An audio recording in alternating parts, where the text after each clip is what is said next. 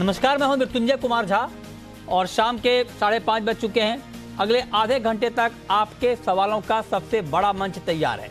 अगर आपने कमोडिटी में ट्रेड किया है या फिर नया ट्रेड करना चाहते हैं, जानना चाहते हैं कि आपके लिए कहां पर कमाई के मौके बनेंगे, तो आप सवाल पूछिए। नंबर आप नोट कर लें 02223001634। इसके अलावा आप 02223001635 पर भी अपना सवाल पूछ सकते हैं। और आज की चर्चा में हमारे साथ 4 खास मेहमान जुड़ रहे हैं। हमारे साथ हैं वीरेन वकील पैराडाइम कमोडिटी के, महेश पलावत हैं स्काईमेट के साइंटिस्ट, भाविक पटेल हैं ट्रेडबुल्स के, और नरेंद्र तनेजा हैं एनर्जी मार्केट के जाने माने एक्सपर्ट। आप सभी का बहुत बहुत स्वागत है। और चर्चा की शुरुआत मौसम मानसून की खबर के साथ, क्योंकि मानसून की रफ्तार बेहद तेज है और जुलाई के महीने में देश के कई इलाकों में बहुत जोरदार बारिश हो रही है। 16 जुलाई तक देश के कई इलाकों में भारी बारिश का अनुमान जताया गया है। मौसम विभाग ने गुजरात में रेड अलर्ट जारी किया है और अगले 5 दिनों तक एमपी, तेलंगाना, केरल में भारी बारिश का अनुमान है। 15 जुलाई तक पंजाब, हरियाणा, राजस्थान में भारी बारिश की संभावना जताई गई है। पुणे, नासिक, कोल्हापुर के लिए भी रेड अलर्ट है, या आप ध्यान से सुन लें। और अगले 3 दिनों तक के लिए मुंबई में ऑरेंज अलर्ट यहां पर किया गया है। देश भर में अब तक सामान्य से 11% ज्यादा बारिश हुई है। ये मानसून को लेकर ताजा अपडेट है और इस पर बातचीत करने के लिए महेश पलावत स्काईमेट के साइंटिस्ट इस वक्त हमारे साथ जुड़ चुके हैं। पलावत जी, बहुत बहुत स्वागत है आपका। मेरा पहला सवाल तो आपसे ये होगा कि अब यहाँ से जो मानसून की चाल होगी, मतलब पूरे जुलाई महीने के लिए मैं आपसे पूछ रहा हूँ, 15, 17, 18 दिन जुलाई महीने के बचे हैं। क्या आपको लगता है कि जुलाई का पूरा महीना मानसून के लिहाज से बहुत बेहतर रहने वाला है, या जो अभी स्पीड हम देख पा रहे हैं ये कुछ थमेगी भी? देखिए, अभी जो बारिश आपने देखा था कि मध्य भारत में बहुत अच्छी बारिश हो रही है, तो ये अभी भी एक और लो प्रेशर एरिया बनने वाला है जो अब थोड़ा सा नॉर्थ में बनेगा। तो इसका असर रहेगा छत्तीसगढ़ पर, उड़ीसा और मध्य प्रदेश के कई इलाकों में। लेकिन अगले 2 दिनों तक तेलंगाना के कुछ इलाकों में अगले 24 घंटों तक बारिश होगी।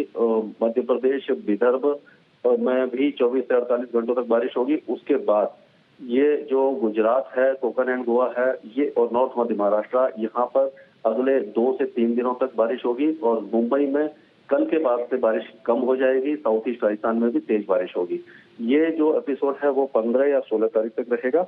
और हालांकि 16-17 तक गुजरात में बारिश रहेगी, लेकिन उसके बाद में ये जो सारे इलाके हैं यहाँ से बारिश कम होना शुरू हो जाएगी। और जो एक्सेस ऑफ मानसून ट्रफ है वो नॉर्थ में शिफ्ट होना शुरू हो जाएगी। तो उसके कारण क्या होगा कि 18-19 तारीख से जो बारिश की गतिविधियां बहुत दिनों से उत्तर प्रदेश, बिहार, झारखंड, पश्चिम बंगाल में नहीं हो रही थी, तो वहां पर शुरू हो जाएंगे। और वहां पर भी काफी भारी बारिश होगी। जो 62% से भी ज्यादा की जो कमी उत्तर प्रदेश में दिखाई दे रही है, वो उसकी धीरे धीरे भरपाई होने लगेगी। यानी कि जुलाई का महीना फिर उसके बाद उत्तर भारत के लिए अच्छा रहेगा।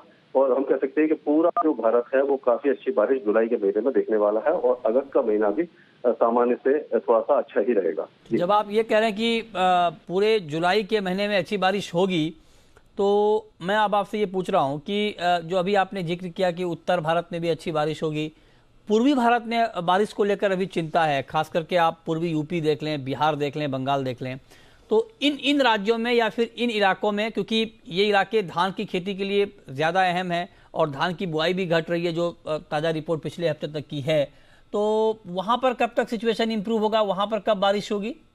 तो देखिए मृत्युंजय, उसको अभी 5 दिन और इंतजार करना पड़ेगा लगभग, क्योंकि 18 तारीख से वहां बारिश की गतिविधियां बढ़ जाएंगी। एक्सेस ऑफ मानसून ट्रफ ऊपर चली जाएगी और पूर्वी उत्तर प्रदेश, बिहार, झारखंड, पश्चिम बंगाल, इन सारे इलाकों में बहुत अच्छी बारिश होगी। और जो 4 या 5 दिनों तक जारी रहेगी। और 1-2 स्थानों पर भारी बारिश भी हो सकती है, यानी कि डेफिसिट में काफी ज्यादा सुधार होगा। लेकिन पूर्वोत्तर राज्यों में भी बारिश की गतिविधियां बढ़ेगी, लेकिन वहां बहुत ज्यादा इम्प्रूवमेंट नहीं दिखाई दे रहा। तो कुल मिलाकर के जो पंजाब, हरियाणा है, इस इलाके में हल्की फुल्की बारिश शुरू हो गई है। तो पूरा पंजाब से लेकर के आपका पश्चिम बंगाल तक, उत्तर प्रदेश, बिहार, झारखंड होते हुए बारिश की गतिविधियां 18 तारीख से बढ़ेंगी और जो 22-23 तारीख तक चलेंगी कम से कम। उसके बाद भी बारिश की गतिविधियां ऑन एंड ऑफ होती रहेंगी। और मध्य भारत में जो बारिश की गतिविधियां चल रही हैं उनमें धीरे धीरे 15 तारीख के बाद से कमी आ जाएगी, लेकिन हल्की बारिश भी रहेगी। ओके, तो जो दर्शक इस वक्त हमें देख रहे हैं, खास करके पूर्वी यूपी के, बिहार के, बंगाल के, उड़ीसा के, उनके लिए एक राहत की बात यह है कि 18 जुलाई से मतलब आज से ठीक 5 दिन बाद वहाँ पर बारिश शुरू हो जाएगी। मतलब आप लोगों को गर्मी, जो भीषण गर्मी इस वक्त उधर हो रही है, और देखिए एक ही देश में अलग अलग तरह की तस्वीर होती है। इस वक्त पूर्वी यूपी, बिहार, बंगाल, वहाँ पर भीषण गर्मी है। मतलब हालत ये है कि खेतों में जो फसल लगी हुई है वहाँ पर धूल उड़ रहे हैं। ये सिचुएशन कई जगहों से तस्वीर आई है। और आप इधर देख लीजिए, महाराष्ट्र में या गुजरात में देख लीजिए, भारी बारिश से लोग परेशान हैं।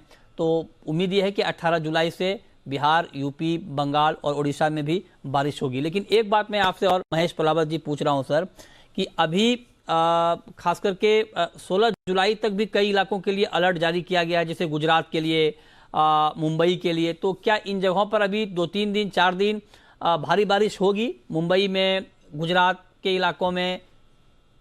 गुजरात दिन के लिए ठीक है, वहाँ पर अच्छी तेज बारिश होगी, खास करके सदर्न पार्ट्स में और ईस्टर्न पार्ट्स में, साउथ ईस्टर्न पार्ट्स में, यानी सूरत, वलसाड़ से लेकर अमरेली, राजकोट, दीव, पोरबंदर, जूनागढ़, ये सारे इलाके काफी ज्यादा बारिश देखेंगे। नॉर्थ मध्य महाराष्ट्र में भी नासिक, जलगांव, मालेगांव, ये जो इलाके हैं, इस इलाके में तेज बारिश होगी। मुंबई में कल तक बारिश तेज होगी, उसके बाद बारिश में काफी ज्यादा कमी आ जाएगी। तो मुंबई के लिए हम कह सकते हैं अगले 24 से 36 घंटों तक का अलर्ट है। उसके बाद बारिश में काफी ज्यादा कमी आएगी और जो सिंगल डिजिट में रेनफॉल यानी कि 10-20 मिलीमीटर, 25 मिलीमीटर की बारिश ऑन एंड होती रहेगी। ये अच्छा, ठीक है। एक सवाल मैं आपसे और पूछ रहा हूँ कि ओवरऑल मतलब अभी से आगे का, आपने कहा कि जुलाई का महीना भी अच्छा रहेगा, अगस्त का महीना भी अच्छा रहेगा, तो मानसून के लिए कुल 4 महीने होते हैं, जून से सितंबर तक का। तो अगर जुलाई अगस्त का महीना अच्छा रहता है, तो क्या सितंबर का जो आखिरी महीना होगा वहाँ के लिए कोई नया आउटलुक आप लोगों ने जारी किया है? मैं ये सवाल आपसे इसलिए पूछ रहा हूँ कि ओवरऑल इस सीजन का मानसून की जो समाप्ति है वो कहाँ पर हो रही है, डेफिसिट में या सरप्लस में? देखिए, इस बार जो है वो नॉर्मल का फोरकास्ट हमने भी किया है, मौसम विभाग ने भी किया है। तो अभी बारिश अच्छी रहेगी, अगस्त का महीना भी काफी अच्छी बारिश देखेगा। लेकिन क्या होगा कि न्यूट्रिशन बढ़ना शुरू हो जाएगी, लानीना भी बना रहेगा और इंडियन ओशन डाइपोल है, थोड़ा सा नेगेटिव की तरफ जा रहा है। तो हो सकता है कि सितंबर में नॉर्मल मानसून हो या 2-4% की कमी हो, यानी कि 2-4% की कमी को भी नॉर्मल ही कहते हैं। तो ओवरऑल जो मानसून है, जून के महीने में जो हमने कमी देखी थी वो सारी भरपाई हो गई है और अब अगस्त और सितंबर के महीने अच्छे रहेंगे। और जुलाई और अगस्त का महीना जो होता है सबसे ज्यादा रेनिएस्ट मंथ होते हैं, तो उसमें अगर मानसून अच्छा होता है तो पूरे भारत के लिए काफी अच्छा रहता है। तो अगर ये अगस्त के बाद सितंबर का महीना भी नॉर्मल पे ही खत्म होगा, तो ओवरऑल मानसून नॉर्मल में रहेगा। ठीक है, लास्ट क्वेश्चन संक्षेप में सर, मुंबई में आज बहुत तेज बारिश हुई है, बहुत ज्यादा बारिश हुई है। मुंबई को लेकर खास करके कोई अलर्ट, कोई आप लोगों की तरफ से कोई नई बात? अभी रात में फिर से बारिश हो सकती है, तेज बारिश। और कल सुबह जो लोग ऑफिस के लिए निकलेंगे, स्कूल के लिए, अपने काम के लिए निकलेंगे, उनको थोड़ा सावधानी बरतने की जरूरत है कि कल तक बारिश की संभावना जो बनी हुई है और ये कल दोपहर या दोपहर के बाद तक रहेगी और उसके बाद में धीरे धीरे बारिश की गतिविधियों में कमी आ जाएगी। यानी कि अगले 24 घंटों का थोड़ा सा और अलर्ट है, उसके बाद धीरे धीरे काफी ज्यादा राहत मिलेगी और फिर जो बारिश की गतिविधियों में मतलब एक तरह से अभूतपूर्व कमी देखने को मिलेगी। ये राय आपकी हो गई ओवरऑल मानसून को लेकर, बारिश को लेकर। बहुत शुक्रिया महेश पलावत जी आपका हमारे साथ जुड़ने के लिए, इस खबर पर बात करने के लिए। और अभी भी खबर ये आ रही है कि सरकार ने चांदी पर बेस इंपोर्ट प्राइस $686 से बढ़ाकर घटाया है। बेस इंपोर्ट प्राइस सरकार ने चांदी पर, और ये बेस इंपोर्ट प्राइस $686 से घटाकर $614 प्रति किलो किया है। ये ताज़ा अपडेट, हालांकि हर 15 दिन में ये बेस इंपोर्ट प्राइस रिवाइज होता है, तो उसी के लिए अपडेट के तौर पर ये हम आपको बता रहे हैं कि अभी ये अपडेट आया है कि सरकार ने चांदी पर बेस इंपोर्ट प्राइस घटाया है। $686 था पहले, उसे घटाकर अब $614 प्रति किलो बेस इंपोर्ट प्राइस चांदी पर सरकार ने कर दिया है। चलिए आगे बढ़ते हैं, अब बात करते हैं क्रूड की। क्रूड में आप देखिए कि इस महीने लगातार दूसरी बार ब्रेंट का भाव 100 के नीचे आया। महज 13 दिन में 15% दाम गिर गए हैं क्रूड के। और क्रूड के लिए दो ही महत्वपूर्ण चिंता है, बड़ी चिंता है। एक तो मंदी की बात, उस आशंका में डिमांड कम हो रही है। और खबर यह है कि जो बड़े हेज फंड्स हैं उन्होंने बहुत बड़े पैमाने पर क्रूड ऑयल और उससे जुड़े हुए प्रोडक्ट में जो ट्रेड होता है उसमें बिकवाली की है। उसका इम्पैक्ट हमने प्राइस के ऊपर देखा।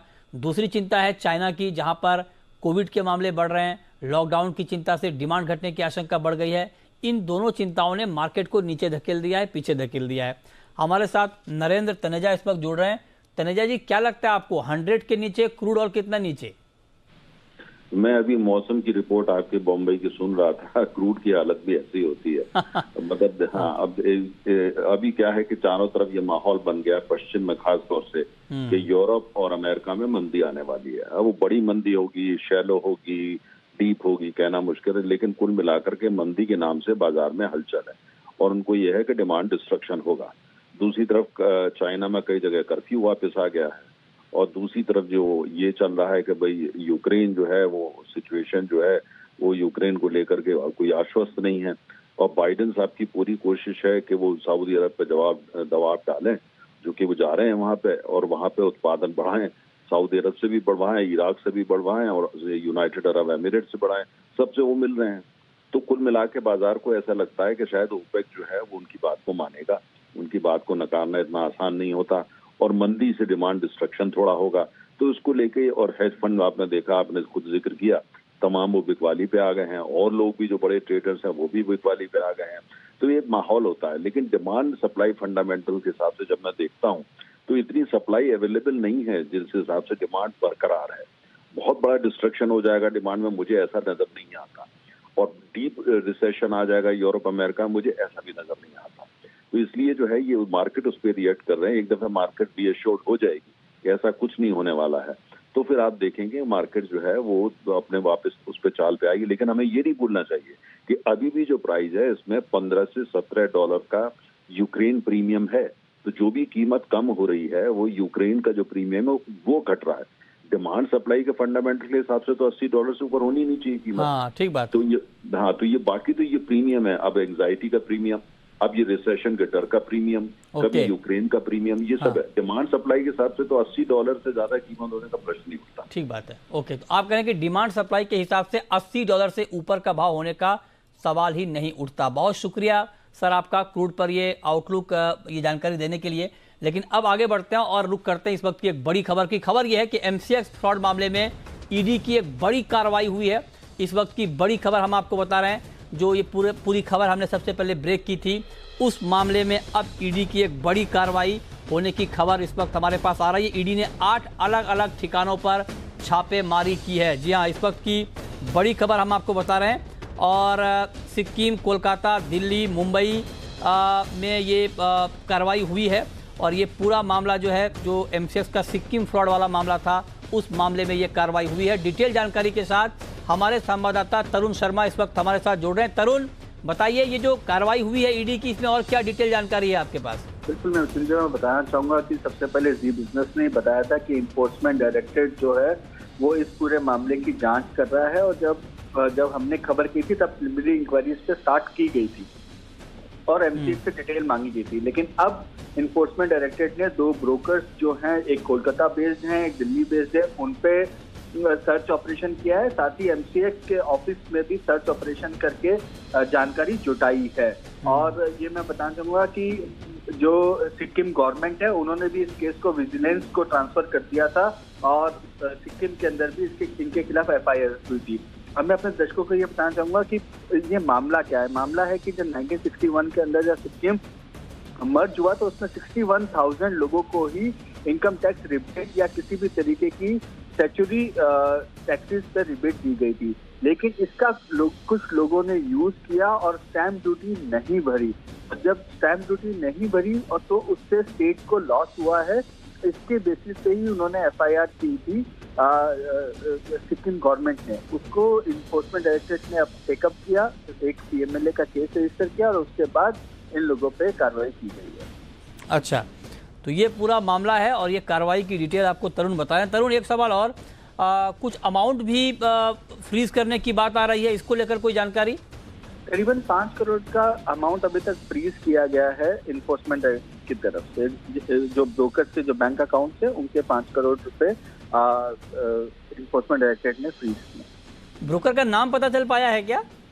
ब्रोकर एक दिल्ली बेस्ड ब्रोकर हैं, काफी बड़े ब्रोकर हैं, और कोलकाता के भी एक बड़े ब्रोकर हैं, आर्बिट्राज का बहुत बड़ा काम करते हैं। ये दोनों ही ब्रोकर जिन पे ये कार्रवाई की गई है। अच्छा, तो आप कह रहे हैं कि ये 2 बड़े ब्रोकर हैं जिनके ऊपर ये कार्रवाई हुई है और ये खबर सबसे पहले हमने ब्रेक की थी। इस खबर पर हम लगातार आपको अपडेट दे रहे हैं और उसी मामले में, उसी कड़ी में ये ताज़ा अपडेट ये है कि ईडी ने 8 अलग अलग ठिकानों पर छापेमारी की है। एक सवाल तरुण आपसे, और क्या अभी कुछ और जगहों पर छापेमारी की बात है या होने वाली है अगले कुछ दिनों में, कुछ इनपुट इसको लेकर?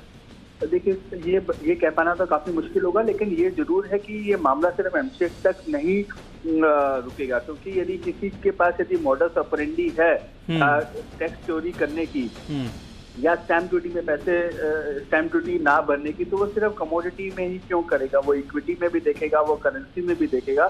तो लिहाजा अब जब इन्फोर्समेंट डायरेक्टरेट ने ये केस खोल ही दिया है, एक रजिस्टर कर लिया है, तो वो सभी एंगल्स को इस जांच के दायरे में जरूर लेकर आए। यस, बहुत शुक्रिया तरुण आपका इस पूरे अपडेट के लिए और इस बड़ी खबर के लिए।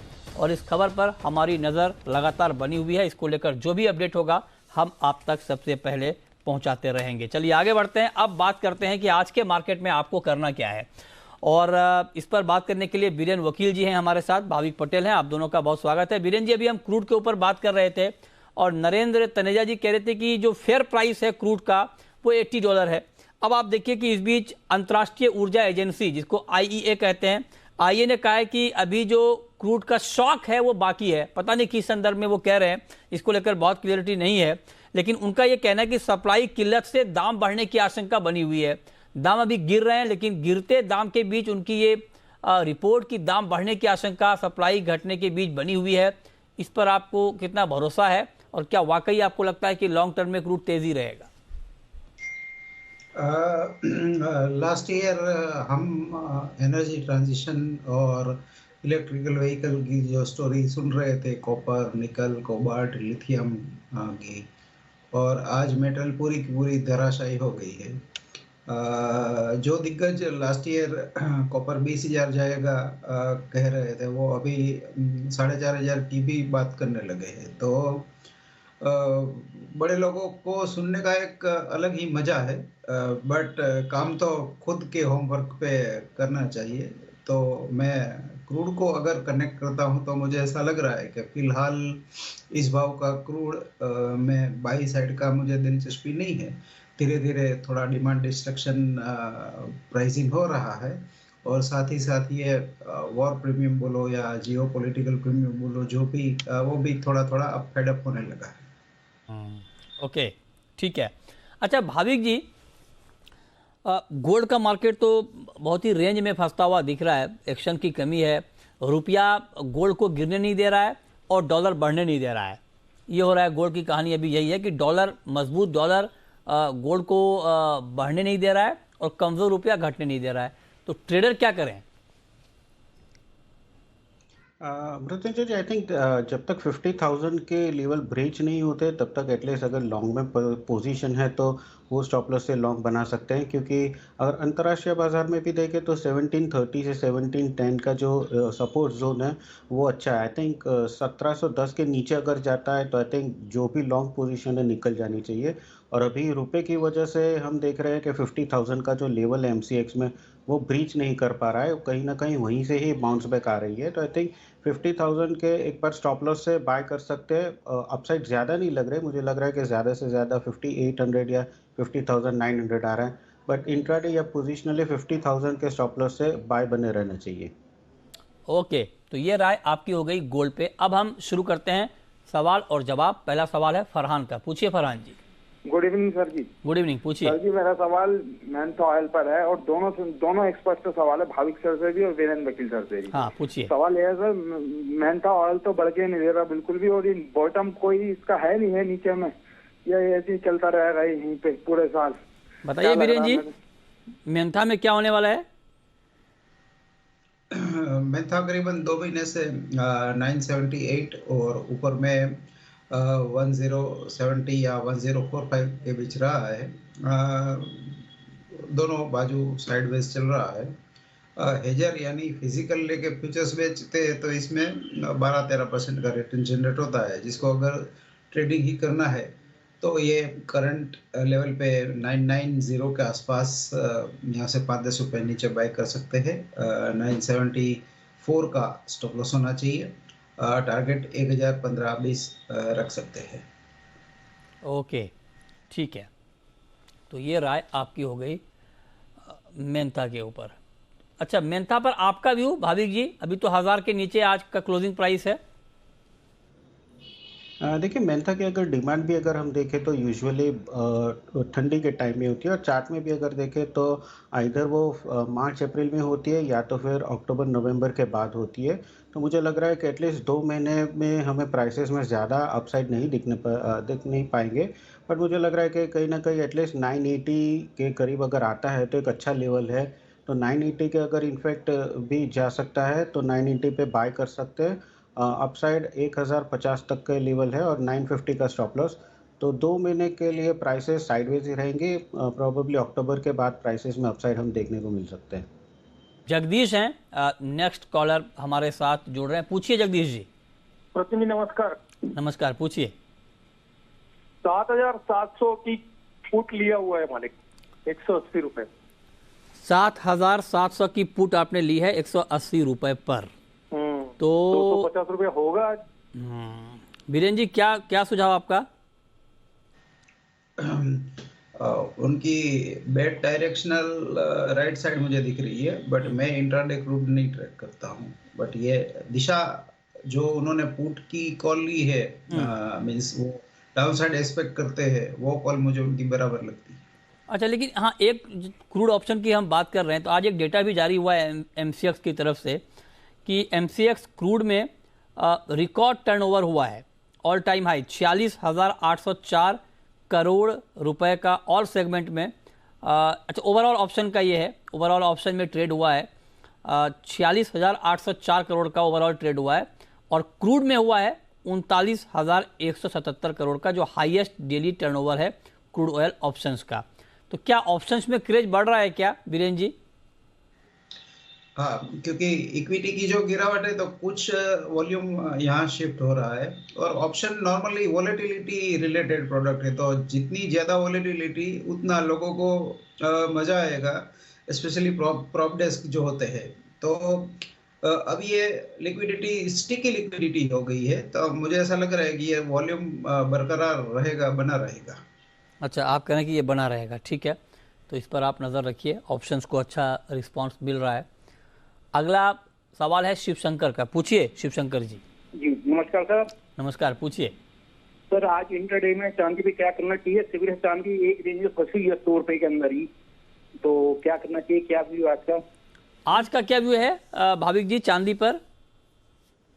देखिए 6 बजे यूएस का इन्फ्लेशन का डेटा आने वाला है, तो आई थिंक 6 बजे के बाद हमें मूवमेंट दिखने को मिलेगी। और अगर सोने की बात करें तो सोने में मुझे लग रहा है कि एक बार अगर नीचे जाता है और एक्सपेक्टेशन से कम आता है CPI, तो हमें सोने और चांदी दोनों में तेज़ी देखने को मिल सकती है। तो मैं रिकमेंड करूंगा कि आज के दिन अगर चांदी 6 बजे के बाद 56,580 के ऊपर जाती है तो आप बाय कर सकते हैं 57,000 के टारगेट के लिए, और इंट्राडे स्टॉप लॉस रख सकते हैं 56,200 का। बट एक बार 6 बजे का डेटा आता है और एक बार चांदी कन्विंसिंगली हाई ब्रेक करती है तो आप बाय कर सकते हैं। ठीक है, बहुत शुक्रिया भाविक जी आपका, बीरेन जी आपका जुड़ने के लिए, बताने के लिए कि आज कहां पर कमाई के मौके बन सकते हैं।